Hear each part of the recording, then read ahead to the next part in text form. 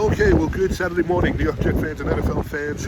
It is November 23rd, 2024, 11:37 a.m., and you are watching The Takeoff. My name is Alex, and another week and another story on top of the game. Of course, the Jets dropped a one-point loss Sunday to the Colts. And Monday morning on my walk and in my video, my cast, little did I know that Daniel Jones eventually being benched, Tommy DeVito being named starter for the Giants, Daniel Jones being asked for a release and being released by the Giants was going to not be the New York headline for football. Woody Johnson fires Joe Douglas, the general manager of the New York Jets. He was here a little over 6 seasons, did not have a winning record. And this is 6 weeks prior to when his contract went in. So this year, we saw 5 weeks or 6 weeks in,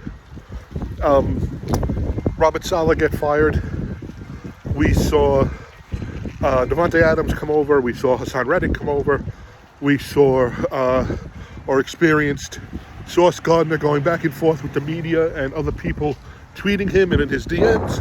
And now you have the GM being fired in week 11. I'm not sure how much more news this team could give. I'm afraid to ask, actually. I'm afraid to find out. But listen, I didn't think Douglas was going to come back next season. There were actually reports over the weekend prior to Sunday's game that he was looking to go back to Baltimore. But to be fired here, a lot had to be going on behind the scenes, and The Athletic reported a lot of things that Woody Johnson had his hand in. A lot of it, and I keep using the word a lot, but I'm going to say it had some truth to it. Some of it was also hearsay. I spoke to, or I communicated with Dan Lieberfeld. He writes Jets Confidential, and he's been writing for them for years. I remember back in the 90s he would write for them. Back then it was actually a paper, edition. You'd get it in the mail, or you get it actually at the games too. But he had said that, the Athletic was on point, but there was a lot of things that were exaggerated. On top of it all, and you can't make this up, Manish Mehta, who was a reporter for the New York Daily News, who supposedly had moles in the Jet office, in One Jets Drive, on the coaching staff, giving him insight to what was going on when Rex Ryan was here. A few years back, he was actually brought up on charges, or he was, I don't know if he was being investigated, but he actually lost his job at the New York Daily News for harassing Joe Douglas' son at a baseball game. So Joe Douglas gets fired. The news is made public by the Jets. It's made public. I think Ian Rappaport was the first to report it. And all of a sudden, Manish Mehta appears on Twitter, and he posts Joe Douglas' phone number. Then you hear all these stories from The Athletic. So, I mean, you have a friggin' soap opera going on for a team that was supposed to be, at this point, trying to solidify a playoff spot. That's not happening for the 14th season in a row. And you have this bullshit going on with the media and Joe Douglas, and it's just terrible. You have people saying that the players aren't even upset about the firings, they just want the season to be over. You have people, The Athletic reporting that Woody Johnson was part of Bryce Huff being let go, that Woody Johnson was part of or directly involved with installing the Hassan Reddick contract. You have the report that Woody Johnson fired Saleh without consulting with Joe Douglas. And the biggest report that came out was after week 4 loss to the Broncos, he went in and told the coaching staff, maybe it's time to bench Aaron Rodgers. Now, you can look at that a few different ways. The first way I look at it is he's the only one who had the balls to say Rodgers is not doing what he's supposed to do. And albeit, I remember that game, the first drive, Garrett Wilson fumbled a pass by Rodgers early in the game. But 4 games into the season, or the 5th game into the season, after you're now 2-2, you don't bench him. But maybe he saw that he was hurt. Maybe the coaching staff knew he was hurt. He just said, let's bench him now. Let's put him on the sidelines. To me, you want to say the owner is meddling. I get it. There should be a fine line. You hire staff in any business and you trust that staff to do the job, and you step in when you feel like they're not doing what they're supposed to do. Woody Johnson, Jerry Jones, Robert Kraft, these owners have a large input on their team. Mark Cuban. But the one thing that's different is the Jets, have never sniffed out the playoffs in 14 years. Woody Johnson owns the team. This is 25th season. And I'm not sure what the next step is going to be. I blame a lot of it on just the overall culture. I do believe that an owner should be involved, maybe not involved to the point that Woody Johnson was, but you know what? He signs the checks, he makes the decisions. Maybe Joe Douglas didn't realize how involved he was going to be. I'm not sure. But you have all of that, okay? And then I said this a couple of weeks back, and I think my buddy George agreed. Rodgers doesn't look right. He looks old. It's possible that he may be injured. He really got banged up in that Minnesota game.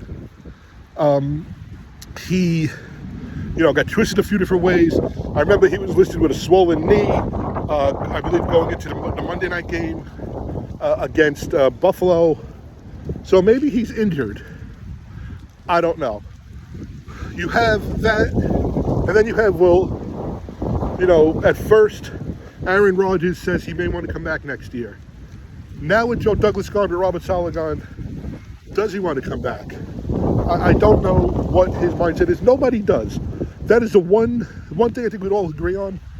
Until Aaron Rodgers comes out, maybe he's going back into the doctors after during the off season. Maybe he wants to see who the Jets hire, the direction the team is going. And if you can't see my face, the wind is absolutely terrible today. So we don't know. My thing is, now that we're at 3-8, maybe if he is injured, they make it public, and maybe they sit him, put Tyrod Taylor in. I mean, it doesn't matter. You want to see them win, but do you want to see them lose draft positioning? It's just a very weird situation before Thanksgiving. To add to the weirdness, okay, and I reported this a couple of weeks back. Rex Ryan is basically telling Woody Johnson, I'm available to speak to you. He's basically given his job interview over the air. I loved Rex. I thought Rex brought pride to this team. I thought Rex brought an attitude to this team. And I'm going to call bullshit right now on all these reporters, okay? And I'm going to call out WFAN. I'm going to call out BT and Sal. I'm going to call all of them out, okay? Because you cannot change your mind on every win with this team. You can't go out and say, we are unkillable, and then say, why bother? Rodgers needs to be run out of this team. He has no choice. Who does he think he is? I mean, it's all clickbait. Back in the day, you could say whatever you want about Mike Francesa and Mad Dog when you had the Mike and the Mad Dog show. Whether you agreed with them or not, they weren't scripted. They didn't do it for friggin' clicks on the tweets or to listen to their little blurbs. These shows sound so scripted. You cannot tell me, all right? You cannot tell me that prior to week 1, going into San Fran, with the wide receiver core we had, the double running backs that we had, Rodgers saying that he's healthy, the revamped offensive line, Hassan Reddick, well, we didn't know what was going on with that. You know, he still wasn't coming back yet. And all that you were not hyped with Saleh as your head coach and Ulbrich as your defensive coordinator. Anybody who says they weren't is bullshitting you. Everybody had this team winning double digits, 12 wins, 11 wins. You know, some of them had them winning the AFC East. Some of them had them going in on a wild card. Some of them had them losing to the Chiefs in the AFC Championship game. Some of them had them playing the Lions in the Super Bowl. So now, you know what? In November, you pull out your crystal ball and say, oh, yeah, no, this team is dysfunctional. Oh, this team's... No, you can't do that. Okay, that's like telling me the winning lottery numbers the day after they're drawn. Okay, you're not Karnak. So, a lot of people don't want Rex back, okay? Oh, he played like a Jet. Here's the thing, and this was said years ago, when he came up with the idea of play like a Jet. Mike Francesa, who didn't like Rex, and I think the reason why he didn't like Rex, and WFAN really didn't like going with the Jets, and they used to be on the Fan years ago. They would stop doing interviews, and it was a stalemate between the station and the team. But Francesa just didn't like Rex, and I actually, think that the reason why Francesa didn't like Rex was he was a different type of coach now that was in New York. You didn't have Bill Parcells, you had the pedigree, you had the championships behind him who could act like that. You know, maybe Francesa didn't like Buddy Ryan, I don't know. But Rex came in, and it was play like a Jet, be proud. You know, I don't want to fly under the radar, I want to be up here. You know, I don't want to take anybody by surprise. You give us your best, we'll give you our best, and we're gonna win. You knock out one of our guys, we're gonna take out 2 of yours. You know, he brought a swagger or a confidence to the team that the team didn't have since 98, 99. Okay? So it was a breath of fresh air. And you say, oh, play like a Jet. They never had any success. He wasn't saying play like a Jet that went 1-15 or 3-13 or 4-12. He was saying, whoo. He was saying, be proud to be on this team, play with pride, play like a Jet. Okay? So the last few weeks, Rex goes on ESPN, I believe it's every Monday, talks about the local teams and talks about the NFL, and he was speaking about the team. And somebody asked him, if you had the chance to take the team over, would you? And he said, not in the interim. He goes, I'm not taking it over mid-season. That doesn't make sense. He goes, they already have their routines down pat. I'm not going to walk in as an interim guy, but if they're looking for a full-time position, you know, I'd be happy to interview. I'd be happy to take that job. He has done that. He has said that many times. When he talks about the Jets, he refers to them as we. You know, he speaks of pride that his father was a Jet coach for many years. His father was on the coaching staff for Super Bowl III. He actually said the other day, we have unfinished business. He goes with this team.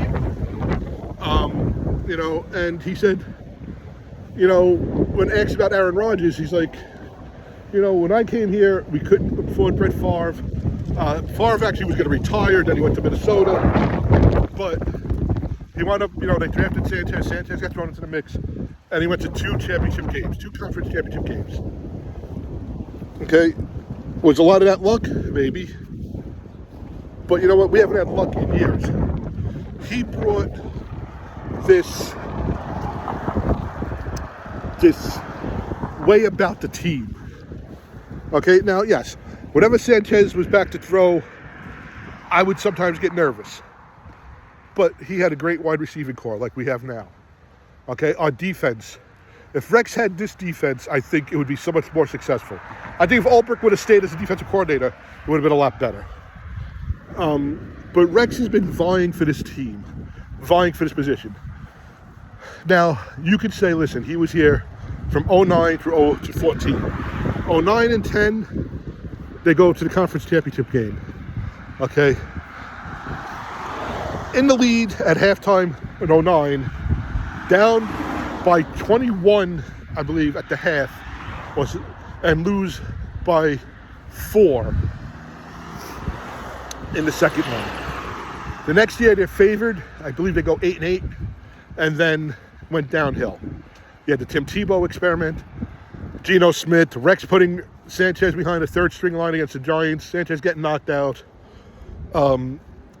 Just fell apart. Greg McElroy, so it went downhill fast, but I do think a Rex-like coach would bring back a positive culture. From what I see now,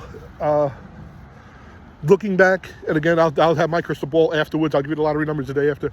Saleh didn't hold anybody accountable. Rex has spoken about accountability. Rex spoke about blowing everything up. Rex also spoke about, hey, I'd love to have Rodgers back if he wants to be back. Who doesn't want a Hall of Fame quarterback? He goes, I think we have enough tools here. And when he speaks of as he's already part of this team, which to me means he's doing his research, he's doing his homework. Now, that's fine and dandy. I think if you ask me right now, Rex is the front runner. I think Rex right now is at 85% chance of being this head coach.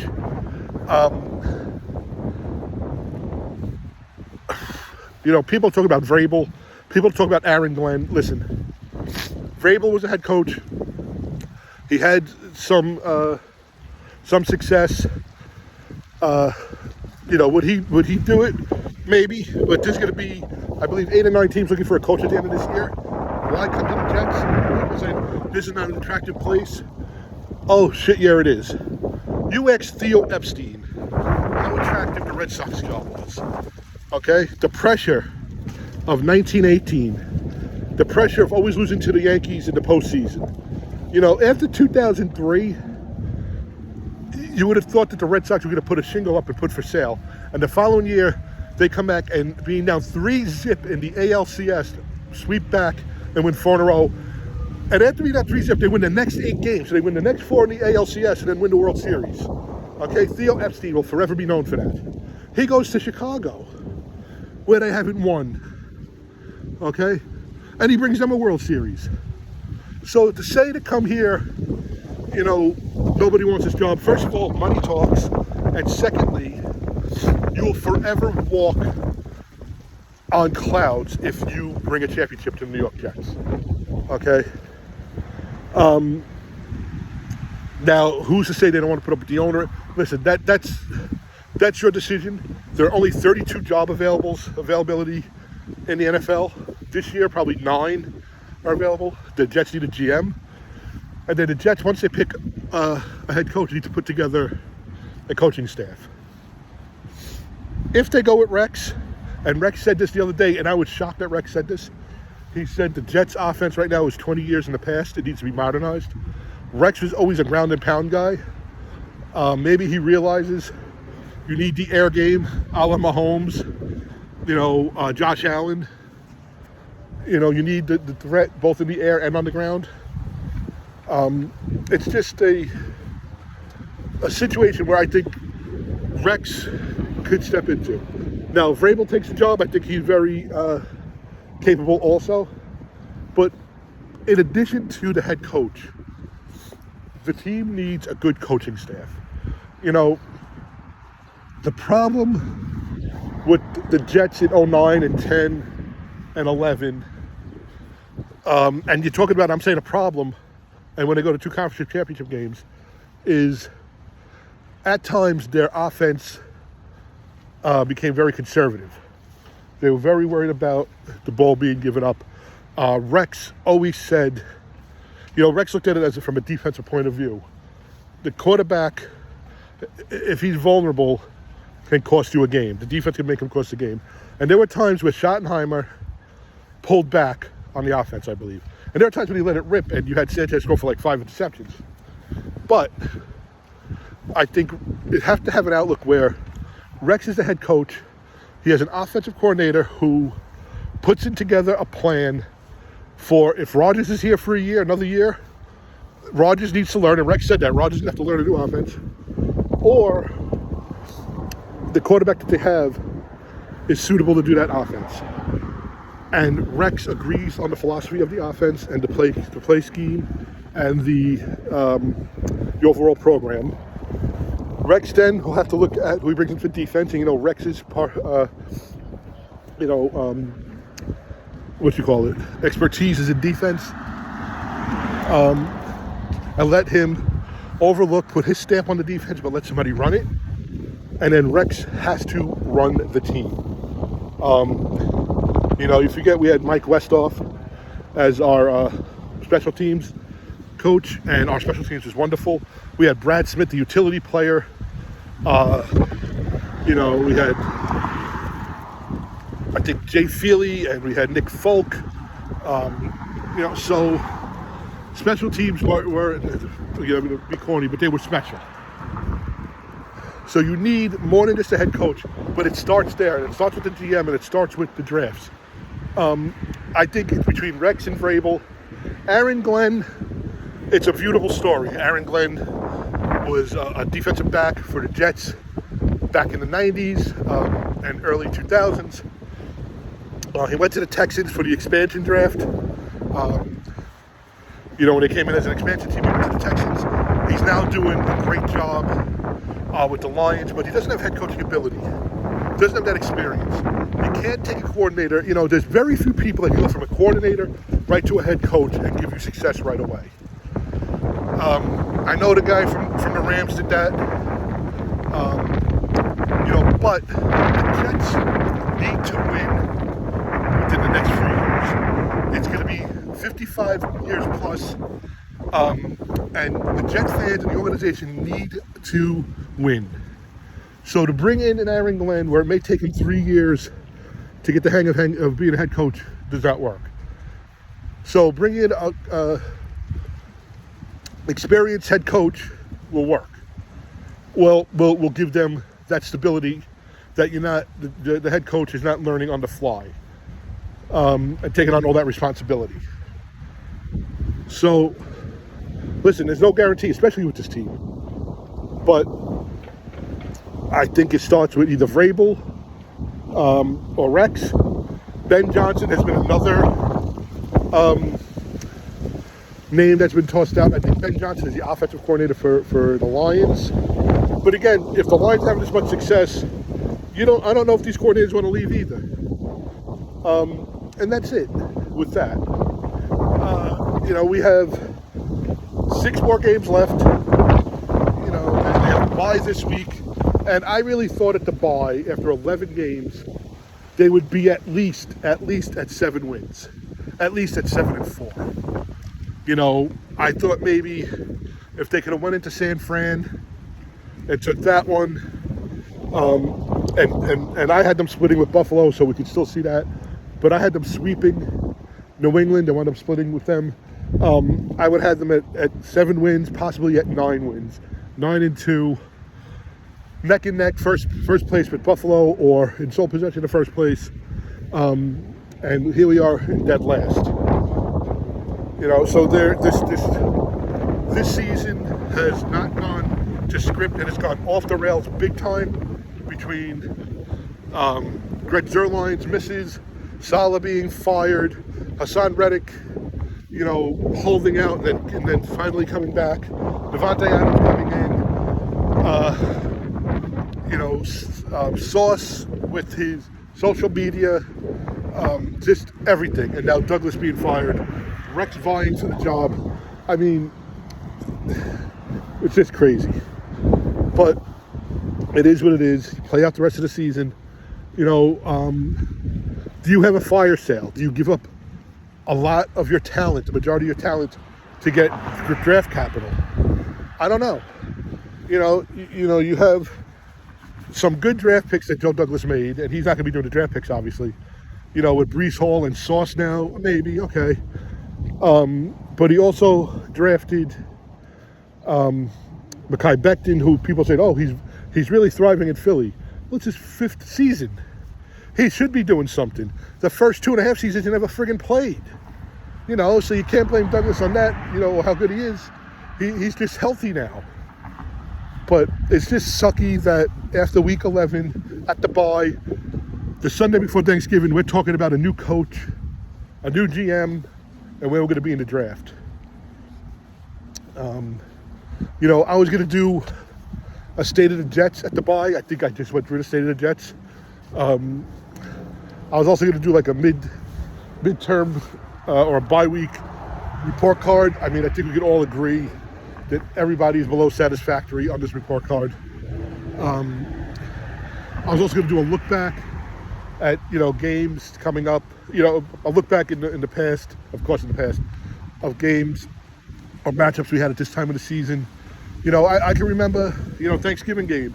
Of course, you had the butt fumble, but I remember Thanksgiving night. It was Jets Bengals 2010 MetLife Stadium. Me and my father and my daughter watching the game Thanksgiving night, and Brad Smith taking kickoff returns and Brad Smith taking reverses, and the Jets just going, down the field and going. I believe they were at 7-4 at that point.